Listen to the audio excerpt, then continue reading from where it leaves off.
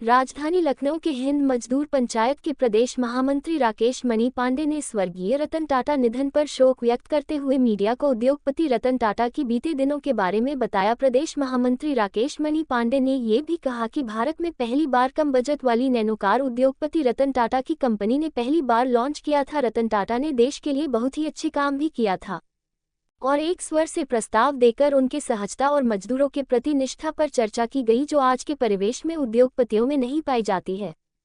उक्त जानकारी देते हुए प्रदेश महामंत्री राकेश मणि पांडेय ने बताया कि स्वर्गीय रतन टाटा देश के वास्तव में भी रतन थे और उनकी भरपाई संभव नहीं है। उनके देश के प्रति लगन को जल्दी भुलाया नहीं जा सकेगा। उनके लखनऊ प्रवेश के दौरान टाटा औद्योगिक क्षेत्र के निर्माण हेतु भू अधिग्रहण के समय तमाम स्थानीय निवासियों और हिंद मजदूर किसान पंचायत के तमाम सदस्यों से भी वार्ता हुई थी, जिनके प्रयासों के चलते तमाम स्थानीय निवासियों को रोजगार और क्षेत्र के विकास में सहायक बने। वे उत्तर प्रदेश को उत्तम प्रदेश बनाने में काफी मदद की। हालांकि प्रदेश के दूसरे राज्यों में भी मजदूरों को सम्मानजनक स्थिति को बनाए रखने के लिए उद्योगों को लगाने का कार्य किया, किंतु दुर्भाग्य है कि रतन टाटा बंगाल में सफल नहीं हो सके और उन्हें उस उद्योग को गुजरात में लाना पड़ा। फिर भी रतन टाटा को सभी राजनीतिक दलों का सम्मान सहजता से मिलता रहा है। देश के विकास में बेहतर सोच वाला उद्योगपति अब देश में मौजूद नहीं रहा। लखनऊ से संवाददाता संतोष कुमार की रिपोर्ट। देखिए, रतन टाटा जो है ये देश की एक अलग अपनी शख्सियत थी और देश में जितने भी पूंजीपति हैं या जितने भी धनाढ़ लोग हैं उसमें नंबर 1 पे टाटा का नाम आता है। टाटा ने पूरे देश में अपना एक स्टार्टअप लागू किया था। लखनऊ में भी उन्होंने टाटा मोटर्स करके एक अच्छी खासी उन्होंने जगह एक्वायर की थी और वहाँ हजारों लोगों को नौकरी दी।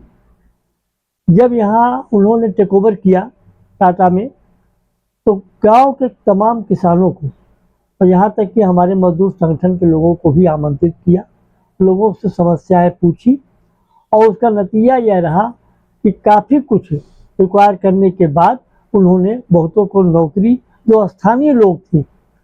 और टाटा में खासियत थी कि जहाँ भी वो उद्योग लगाते थे तो बाहर से मजदूरों को ले जाने का काम नहीं के बराबर करती थी। वो वहीं के स्थानीय लोगों को ज़्यादा से ज़्यादा रोजगार देने का काम करती थी और ऐसा उन्होंने सब जगह किया। एक जगह टाटा जी को वापस आना पड़ा, जो बंगाल में गए थे, और काफ़ी लोगों को, स्थानीय लोगों को रोजगार मिला, ज़मीनें मिली। लेकिन उस समय जो राजनीतिक पटापेच था, जिसके नाते उनको विरोध झेलना पड़ा और टाटा ने उसको वही से ही प्लान वापस करके गुजरात में लाके लगाना पड़ा और भी जो। लेकिन ऐसा नहीं है। तो कहा जाता है कि रतन टाटा गरीबों के मसीहा भी थे और उन्होंने एक गरीबों के लिए कार लॉन्च की थी जिसका नाम नैनो है। हाँ, ये उनकी एक जो है बहुत ही एक सोच की थी कि हर आदमी आज कार पर चले। उन्होंने बहुत कम दाम रखी थी, लखटकिया कार उसको बोलते थे। तमाम उन्होंने इस पर रिसर्च भी किया और कोशिश भी की। टाटा की गाड़ियों में एक खासियत मानी जाती है कि वो ज़्यादातर मजबूत होती है और उस मजबूती के नाते लोग उसको पसंद करते हैं, टाटा के जो भी ब्रांड है।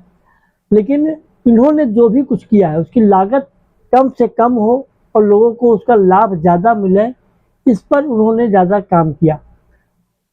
इस अभाव में वो थे और एक ऐसी व्यवस्थित जिंदगी में वो थे, उससे उन्होंने देश में नहीं दुनिया में अपने परचम को लहराने का काम किया है और अपने उद्योग धंधे स्थापित किए हैं। वहाँ से भी जब वो विदेशों में अपने प्लांट लगाने का काम और काम किया है, तो भारत के लोगों को वहाँ रोजगार मुहैया कराने का काम ज़्यादा किया है।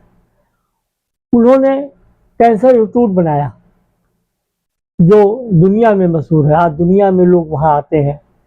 तो इसी तरह से उनकी जो समाज के प्रति सोच थी वो एक माने रखता है।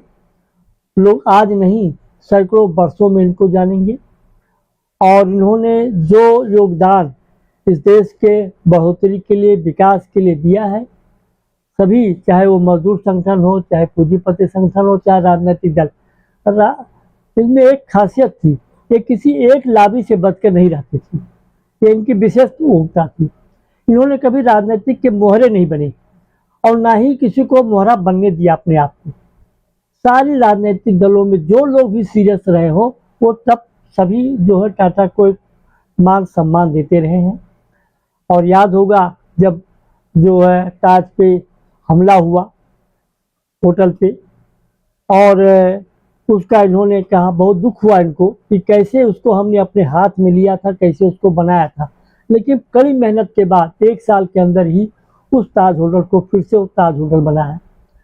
तो जो चीज़ें हैं, इन्होंने जो व्यवस्थित मजदूरों के लिए, समाज के लिए, उद्योग धंधे के लिए, अपने लिए कुछ नहीं किया उन्होंने।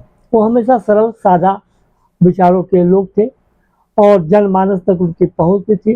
पूरे हिंदुस्तान में जहाँ जहाँ उन्होंने जो है संयंत्र जो है स्थापित किए, वहाँ के स्थानीय लोगों को उसका लाभ मिला। सर, कहा जाता है रतन टाटा ये नाम नहीं, एक ब्रांड है, और हाँ। ब्रांड को लेकर इन्होंने कई चीजें लॉन्च भी करी है, जैसे कि नमक हो गया, टाटा के किस नाम, हर टाटा के नाम से बहुत सी चीजें उन्होंने लॉन्च की है और गरीब के लिए बहुत मसीहा। हाँ, देखिए, ये पूरे देश के परिप्रेक्ष्य में अति लाभ कमाने वाली संस्था नहीं रही। टाटा ने जीवन के जो निचले पायदान पर लोग हैं उनसे लेकर के और बड़े पायदान पर जो लोग रहे हैं उनके लिए भी अपनी उपयोगिता की चीज़ें बनाई थी। और इसीलिए जो टाटा नमक है आज हिंदुस्तान के हर घर में लगभग पाया जाता है।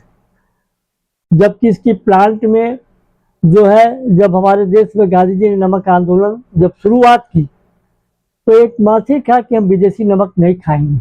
कारगिल आंदोलन इसी के बीच में हुआ कि टाटा का ये था कि देश का नमक है, हमें देश के लिए ही करना है और देश के ऊपर ही इसको चलना है। इसी माध्यम को लेकर के टाटा की जो सोच थी हर जगहों पर, हर आस्थान पर वो थी, वो व्यक्तिगत लाभ के लिए। अभी आप देखिए और भी लोग पूंजीपति हैं, वो कोई अपनी पत्नी को 150 करोड़ का हवाई जहाज गिफ्ट दे रहा है, कोई कुछ गिफ्ट दे रहा है, कोई होटल दे रहा है, लेकिन टाटा ने ये सब कुछ नहीं किया। और उन्होंने जो कुछ किया, समर्थन किया, समर्पित किया, वो देश के लिए किया, देश की उन्नति के लिए ही किया है।